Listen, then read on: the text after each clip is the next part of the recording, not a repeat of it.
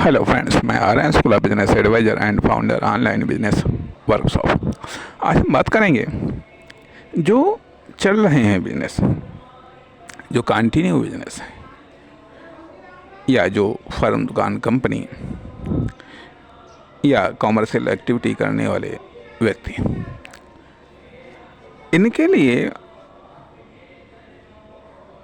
Customer की shortage कैसे हो जाती है या सेल्स की शॉर्टेज कैसे हो जाती है या कस्टमर की क्राइसिस कैसे आ जाती है या सेल्स की क्राइसिस कैसे जनरेट हो जाती हैं। तो इस संबंध में कुछ कारण हमारी समझ में आते हैं। उन कारणों पर हम यहाँ पर प्रकाश डालना चाहेंगे कि एक तो ये चीज़ आती है कि जो कस्टमर का नेचुरल प्रवाह है या मान लिया कि आपके पास में जो कस्टमर आते हैं अर्थात मैक्सिमम दूरी जो वो कवर करते हैं, मैक्सिमम दूरी कवर करके जहाँ से आपके कस्टमर आते हैं, ठीक है। यह मान लिया आपके सराउंडिंग कस्टमर, तो सराउंडिंग में आते हैं, चारों तरफ से आते हैं कस्टमर आते हैं। तो ये मान लीजिएगा, इसको हम इस रूप में हम परिभाषित कर रहे हैं कि मान लिया आपके स्थान के 10 मीटर रेंज में, 100 मीटर रेंज में, 500 मीटर रेंज में, किलोमीटर में रेंज में, 2-4 किलोमीटर के सर्किल के दायरे में जो है आदि इत्यादि। तो अब जो कस्टमर आते हैं, ठीक है, जो कस्टमर आ रहे थे तो पहली बात तो आते हैं या कि उनको रोकने के लिए जगह जगह ब्रेकर बन गए, अर्थात आपके कंपटीटर जगह जगह बिल्ड हो गए, जगह जगह अन्य फर्म, दुकान, कंपनियां खुल गई।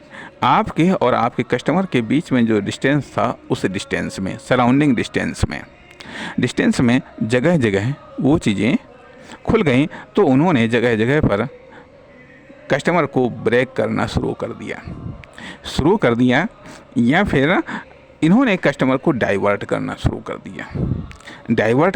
कर दिया या फिर कस्टमर को जब ऑप्शंस मिल गए तो डाइवर्ट हो गया। अब अन्यथा कुछ न कुछ फैसिलिटीज मिल गई तो वो रुक गया जा करके। मान लिया यदि उसी रेट पर वो चीज़, मान लो 500 मीटर की दूरी पर मिल रही है, उसी रेट पर वही चीज़, और अगर वही चीज़ 10 मीटर की दूरी पर मिल रही है तो 500 मीटर का सफ़र क्यों तय करेगा, 10 मीटर की दूरी पर नहीं ले लेगा वो। तो एक तो कारण ये कि जगह जगह ब्रेकर बन गए या फिर डाइवर्ट कर दिया। डाइवर्ट का अर्थ ये बनता है कि बाई कंपनी के द्वारा, बाई फर्म, दुकान के द्वारा या बाई प्रोडक्ट के द्वारा सब्स्टिट्यूट प्रोडक्ट आ गए या कस्टमर के पास में और अधिक ऑप्शंस आ गए, जिनके कारण वह आपसे अलग हो गया या आपके प्रोडक्ट से अलग हो गया या आपकी सर्विस से अलग हो गया। तो कहने का अर्थ यह बनता है कि या तो आपसे बेटर ऑप्शंस उसको मिल गया या आपके प्रोडक्ट से बेटर ऑप्शंस मिल गया, या फिर कुछ उसको सस्ता मिल गया, कहीं ना कहीं कुछ उसको या तो ऑफ़र मिल गया या डिस्काउंट मिल गया, कहीं ना कहीं कुछ तो हुआ जा करके, जिसके कारण अर्थात कुल मिला करके किसी न किसी प्रकार के कस्टमर ब्रेकर आए, जो कि फर्म, दुकान, कंपनी, व्यक्ति के रूप में भी हो सकते हैं, प्रोडक्ट और सर्विसेज के रूप में भी हो सकते हैं, डिस्काउंट ऑफ़र के रूप में भी, इन किसी में भी रूप में हो सकते हैं। अच्छा व्यवहार भी हो सकता है, अच्छा एक्सपीरियंस भी हो सकता है आदि इत्यादि, जिनके कारण वो कस्टमर अब आप तक नहीं पहुंचते हैं, वो पहले ही रुक जाते हैं या रोक ले जाते हैं, जिसके कारण आपकी फर्म, दुकान, कंपनी में या तो कस्टमर की शॉर्टेज या क्राइसिस है या फिर सेल्स की शॉर्टेज या क्राइसिस है, एक चीज़। दूसरा पैटर्न ये बनता है कि जैसे कि मान लिया अक्सर करके किसी ज़माने में ये देखा जाता था कि जैसे जो छोटी छोटी नहरों में जब पानी छोड़ा जाता था या फिर नहर से जब नाले में पानी आता था, तो नहर से जब नाले में पानी आता था तो नाले में जो दूर के खेत थे वहाँ तक पानी बड़ी मुश्किल से पहुँच पाता था। उसके पहले ही जगह जगह कट लगा करके लोग अपने अपने खेतों में उस पानी को सींच लिया करते थे। जब इन सब की सिंचाई हो जाती थी तब जा कर के वो कहीं आखिरी वाले खेतों तक पहुंच पाता था, या फिर नहरों में जगह जगह छोटे छोटे अवरोध खड़े करके और उस पानी को दूसरी जगह ले जाया जाता था। आप ऐसे मानिएगा, नहरों में भी बांध बना करके पानी को डाइवर्ट कर दिया जाता है, दूसरी जगह ले जाया जाता है। वही चीज़ होती है कस्टमर के मामले में भी। कस्टमर प्रवाहित होता है और वह विभिन्न गलियों से प्रभावित होता है। अर्थात कस्टमर गलियों से निकलता है। पहली बात तो घरों से निकलता है, घरों से निकल करके वो गली में आता है।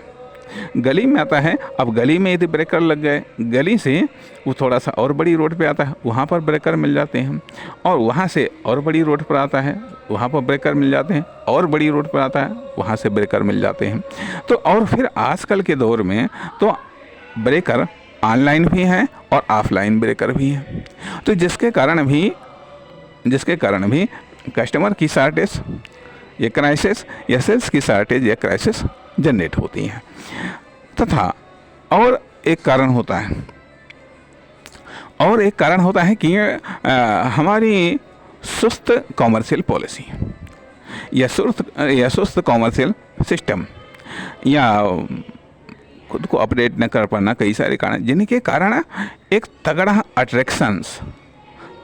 अट्रैक्शन जनरेट नहीं कर पाता। अर्थात हम इन ब्रेकरों की काट खोज नहीं पाते हैं, या ऐसा आकर्षण हम नहीं पैदा कर पाते हैं कस्टमर के प्रति, जो कि इन ब्रेकरों को पार करता हुआ वह हमारी फर्म, दुकान, कंपनी, हमारे प्रोडक्ट या सर्विस तक पहुँचे।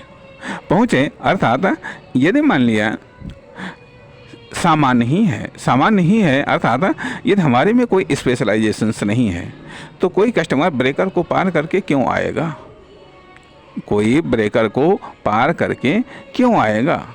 अर्थात यदि हम कास्ट मैनेजमेंट जानते हैं तो वो भी तो कास्ट मैनेजमेंट जानता है। हमारे पास में उस कस्टमर को यदि वो इतनी दूरी डिस्टेंस तय करके आता है तो आखिर का उसको बेनिफिट क्या मिलता है? एक उदाहरण के लिए, बड़ा स्पष्ट सा उदाहरण के लिए, मान लिया जिला मुख्यालय पर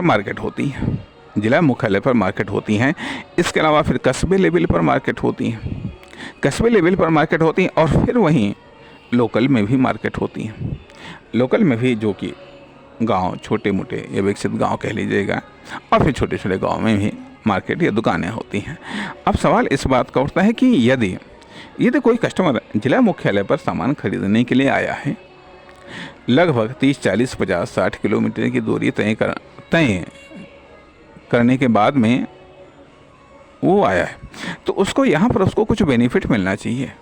अर्थात उसका TADA, जो भी सामान खरीदे तो उससे बचत के रूप में उसका TADA निकलना चाहिए, तब तो वो जिला मुख्यालय में वो आएगा खरीदने के लिए, नहीं तो नहीं आएगा। यदि मान लिया वो नगर लेवल, भाई जिला मुख्यालय से जो छोटे कस्बे हैं वहाँ पर पहुँचा, गांव से यदि वो वहाँ पर पहुँचा तो वहाँ पर उसको आएगा, उसको कुछ TADA निकलना चाहिए। यदि नहीं निकल रहा उसका कुछ नहीं निकल रहा है तो वहाँ पर भी वो नहीं जाएगा जो है।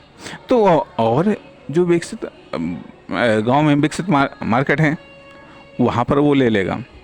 यदि वहाँ पर भी वो नहीं निकल रहा जा करके, वहीं सब रेट सामान है, तो फिर जो गांव में है, ठीक है, वहाँ से वो माल ले लेगा।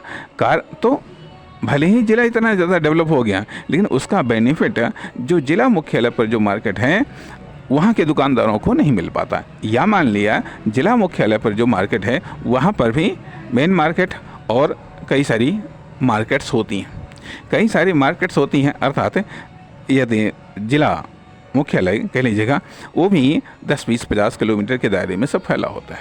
10 से 50 किलोमीटर के दायरे में फैला होता है कि यदि कोई कस्टमर 10-20 किलोमीटर का सफ़र तय करता है तो उसको बेनिफिट क्या मिलता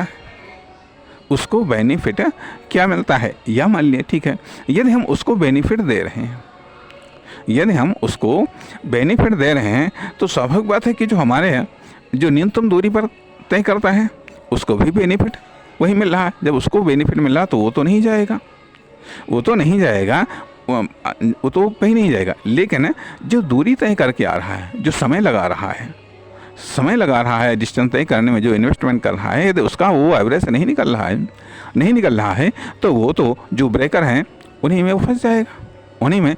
और भले ही यदि मान लिया आने जाने में उसको किराया लगता है, उसका समय लगता है, यदि 50% भी उसकी बचत हो रही है, 20% भी बचत हो रही है, तो ये सब नहीं करेगा, वो वहीं पर ले लेगा।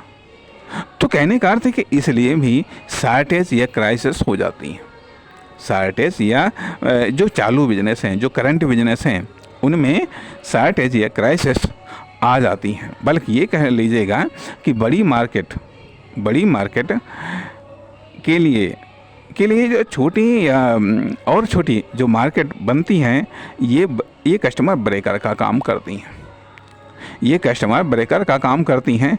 कहने का अर्थ यह बनता है कि यदि मान लिया ये मार्केट से न हो तो स्वाभाविक बात है ये कस्टमर सीधे जिला मुख्यालय की मार्केट में आएगा।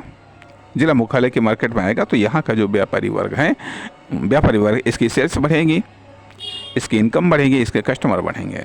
लेकिन होता क्या है कि जब ये विभिन्न प्रकार की ये मार्केट पनपती हैं, उससे बेनिफिट गवर्नमेंट को होता है।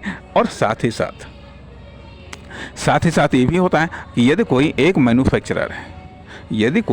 मैन्युफैक्चरर है कि उदाहरण के लिए कि मान लिया कि यदि कोई एक मोबाइल कंपनियां हैं, ठीक है, यदि कोई एक मोबाइल कंपनी बना रही है, ठीक है, और चूँकि ये कई सारी मार्केट हैं तो इन मार्केट में वो सप्लाई कर रही है, ठीक, कोई बात नहीं, तो अर्थात वो सारी जगह सप्लाई कर रही है तो उसके सारे कस्टमर हैं। लेकिन यदि वहीं 20 आ गई मैन्युफैक्चरर कंपनियाँ, 20 मोबाइल कंपनियाँ आ रही हैं तो कस्टमर तो उतने ही हैं, वो कस्टमर इनमें सब में डिवाइड हो जाएंगे, तो अर्थात ये मैन्युफैक्चरर भी ब्रेकर का काम करते हैं। और ये जो बिजनेसमैन हैं ये भी ब्रेकर का काम करते हैं, अर्थात छोटा बड़े के लिए ब्रेकर का काम करता है, वहीं बड़ा आकर्षित कर सकता है। कहना ये चाहिएगा, जिससे एक बिजनेस में कहावत होती है कि बड़ी मछली छोटी मछली को खा जाती है, तो ये बिजनेस में भी कहीं पर लागू होती है कि जो बड़े इंडस्ट्री हैं या बड़े बिजनेस हैं, हाँ, वो अपनी क्वालिटी और क्वांटिटी और रेट के दम पर तमाम छोटे बिजनेसों को खा जाते हैं, कंपनी को खा जाते हैं। आप ऐसे उदाहरण मान लीजिएगा, बहुत ताज़ा तरीन उदाहरण टेलीकॉम सेक्टर में हमने देखा कि स्टार्टिंग में कई सारी कंपनियां थीं और सब सस्ते सब लेकर के आए और परिणाम ऐसी परिस्थितियां बनी जा करके ऐसे सब ऑफर्स आए कि न जाने कितनी सारी कंपनियां भाग गई जा करके, बिल्कुल समाप्त हो गई, डेड हो गई, मात्र 1-2 बची जा करके। तो कहने का अर्थ ऐसे ही हर चीज़ में होता है। तो कहने का अर्थ यह कि ये जो कस्टमर की शॉर्टेज या क्राइसिस बनती है चालू बिजनेस में, जो करंट बिजनेस हैं, जो रन कर रहे हैं बिजनेस,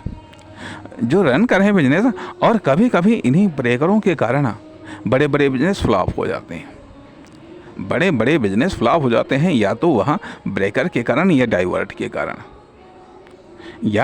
के कारण कि कहने का अर्थ है कि आज उनकी सप्लाई बहुत बड़ी है, लेकिन कस्टमर आता तो धीरे कभी कभार किन्हीं परिस्थितियों में भले ही कस्टमर तेज़ी से आए, लेकिन यदि वो डाइवर्ट हो गया या ब्रेकर लग गया, तो ब्रेकर लग जाता है तो वो फिर उस फर्म दुकान कंपनी पर भी ब्रेकर लग जाता